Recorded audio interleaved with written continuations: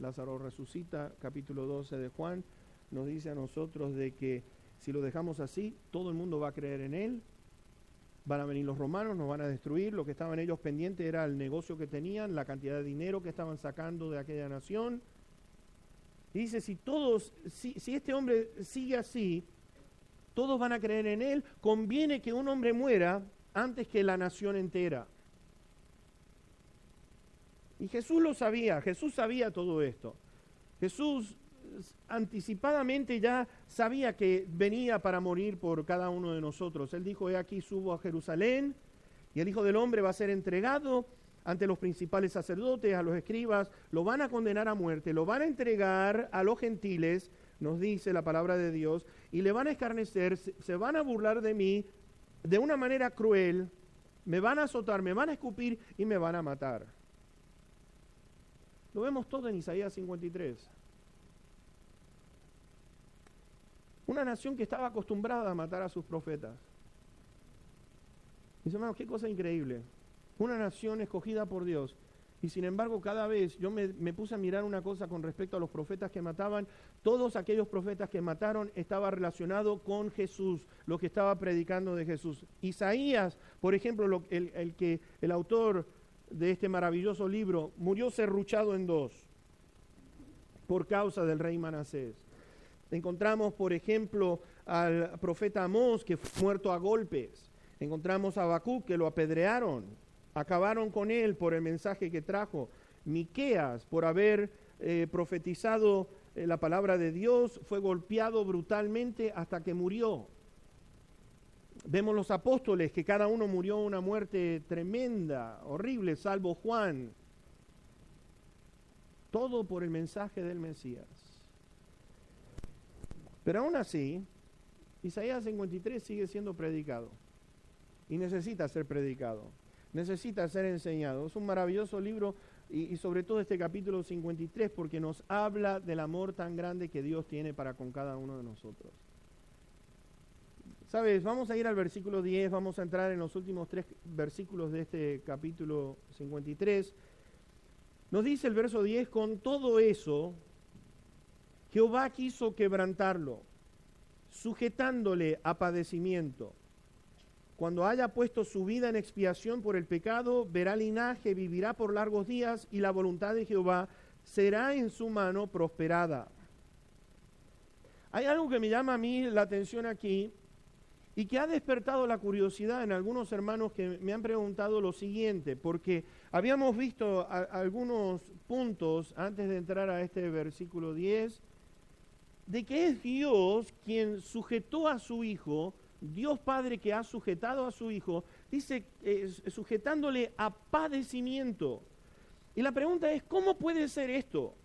¿Cómo puede ser que este Dios que es el Dios de amor haya sido tan capaz de sujetar a su Hijo, su propio Hijo? Si es amor, ¿cómo puede hacer una cosa tan tremenda con aquel Hijo amado, aquel esclavo, siervo amado por nuestro Dios en cual Él tiene tanta complacencia?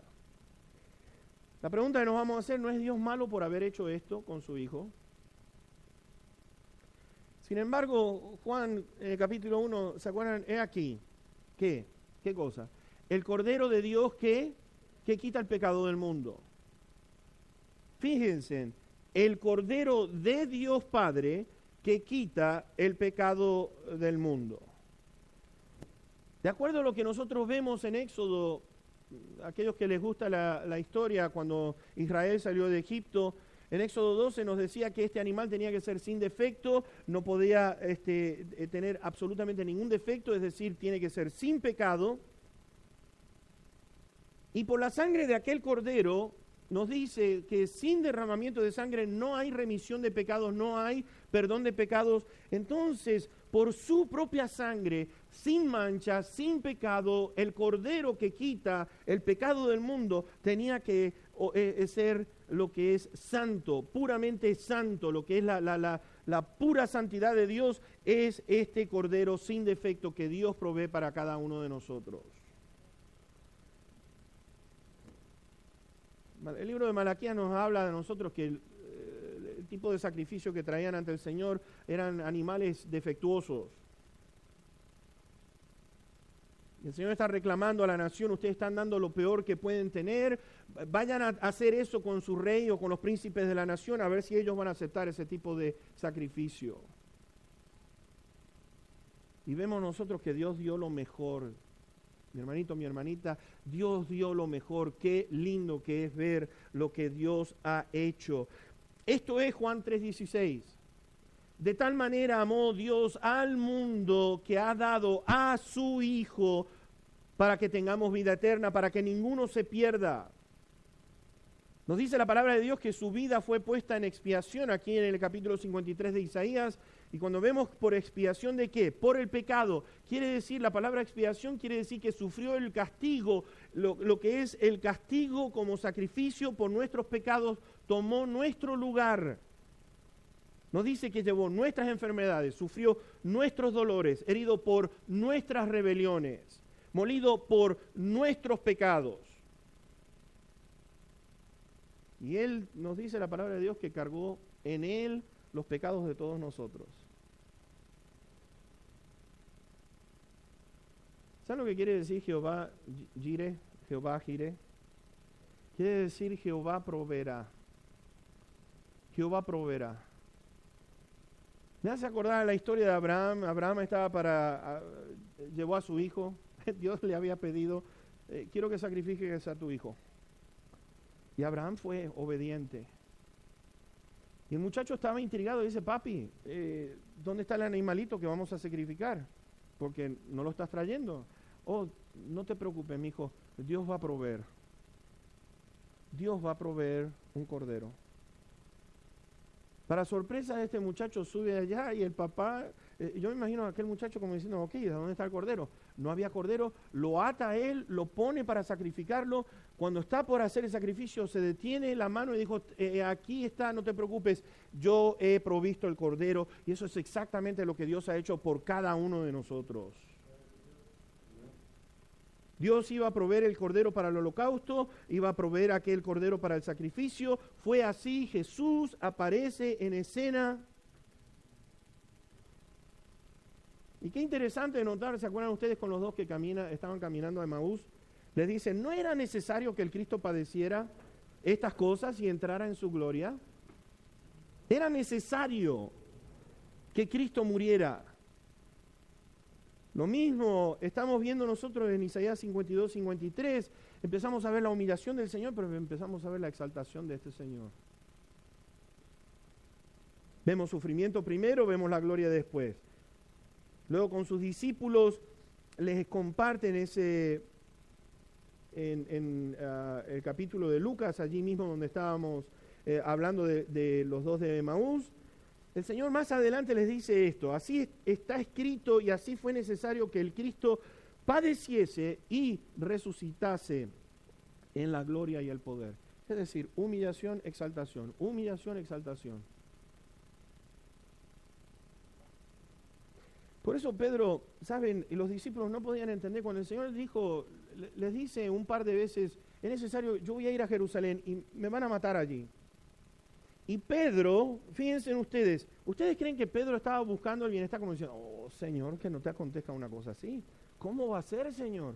Lo estaba reprendiendo, Pedro lo estaba reprendiendo, no lo estaba diciendo dulcemente, le estaba diciendo, nunca te acontezca eso. ¿Sabes por qué? Porque él hace unos minutos atrás había declarado, tú eres el Cristo, tú eres el Hijo del Dios viviente, tú eres el Mesías que tanto estábamos esperando. Cuando Andrés viene hacia Pedro le dice, encontré el Mesías. Estaban todos con una alegría tremenda, no podían entender que ahora con la llegada del Mesías, que sabían que Jesús era el Mesías, y ahora estaba diciendo, voy a morir. Pedro estaba diciendo, no, espérate un segundito, estamos hablando quién va a estar a la derecha y quién va a estar a la izquierda, estamos viendo a ver quién va a estar en este reino que vas a establecer aquí sobre la tierra. Sin embargo, después Pedro comparte lo siguiente, los profetas que profetizaron de la gracia destinada a ustedes inquirieron y diligentemente indagaron acerca de esta salvación. Es decir, estos profetas estaban queriendo saber con respecto a esta salvación. Y Pedro estaba compartiendo, este es el Mesías, el Mesías, el Mesías. que está basado en la gloria, el Mesías que está basado en lo que es dominio mundial, el Mesías que viene a establecer la paz mundial en todo el mundo. Fíjense que no estaba en sus mentes, no miraron bien Isaías 53 en el sentido de que no había lugar para arrepentimientos de pecados. ¿Qué? ¿Arrepentirnos de pecado? ¿Estar a cuentas con el Señor? Sin embargo, el Señor está diciendo, para lograr esto, se necesita pasar por sufrimiento primero. La vida eterna a muchos. Primera venida para sufrir, segunda venida viene en gloria. Y no hay nadie que va a detener esa venida del Señor Jesucristo. Van a pelear en contra del Cordero, el Cordero va a vencer. Qué lindo.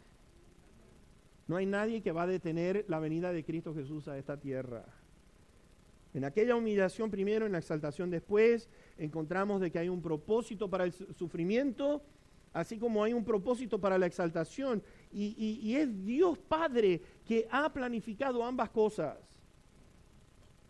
Fíjense que nada, absolutamente de lo que estamos viendo aquí está fuera del plan de Dios. Los propósitos de Dios se han cumplido con Cristo Jesús. Pero nos dice el versículo 11, nos dice, va a ver el fruto de la aflicción de su alma y quedará satisfecho. Va a mirar, fíjense en todo lo que hemos visto durante todas estas semanas, el fruto de la aflicción de su alma. ¿Sabe lo que estamos viendo aquí? Que el sufrimiento de Cristo Jesús, de su Hijo, provee satisfacción completa en Dios Padre, el dador de la ley. Dios dijo, el alma que pecare, esa va a morir, morirá. El problema es serio. El pecado es un problema serio porque nos impide ver la gloria de Dios. Sin santidad nadie puede ver al Señor. Este Dios es santo. No podemos estar con Él por cuanto todos hemos pecado y estamos destituidos de la gloria de Dios. Sin embargo, Dios Padre vio el dolor de su Hijo, vio la pena que llevó en aquel momento, y mis hermanos dice que quedó satisfecho. Te voy a decir una cosa con respecto a la agonía de este Señor, Jesús el Mesías. Te voy a decir que estando allí en el Getsemaní, orando allí, ¿saben? La angustia, el dolor eran tan pero tan intensos. Nos dice que su sudor eran grandes gotas de sangre que caían a la tierra. En Mateo nos dice a nosotros nos dice lo siguiente, dice que estaba angustiado en gran manera. Angustiado en gran manera. 3 veces nuestro Señor Jesucristo suplica, Padre, si es posible, pasa de mí esta copa, pero no se haga mi voluntad. 3 veces le suplicó al Padre lo siguiente. Jesús le estaba diciendo, mi alma está muy triste hasta la muerte. Ahora, la pregunta que yo me estaba haciendo es lo siguiente, ¿qué es esta copa? ¿No te has puesto a pensar en alguna ocasión cuál es la copa? ¿Pasa de mí esta copa? ¿De qué copa está hablando? Y empezamos a mirar lo siguiente, porque la palabra de Dios nos da informe con respecto a la copa amarga, tan horrible, la que tuvo que tomar el Señor completamente. En cuanto a lo que nos dice en pasajes de la Biblia, nos puede decir lo mismo. ¿Sabes qué? Getsemaní, te voy a decir una cosa, ¿sabes lo que quiere decir Getsemaní? Es algo increíble que Cristo Jesús fue a Getsemaní, porque la palabra Getsemaní la palabra quiere decir triturar. Triturar. Es donde se molía el olivo para que saliera el aceite. Y Jesús fue allí al lugar, qué interesante que dice más, él herido fue por nuestras rebeliones, molido por nuestros pecados. Y va al Getsemaní para pedir esto. Sin embargo dice, no se haga mi voluntad, pero la tuya. ¿Qué es esta copa. El autor a los Hebreos nos dice a nosotros que hay una horrenda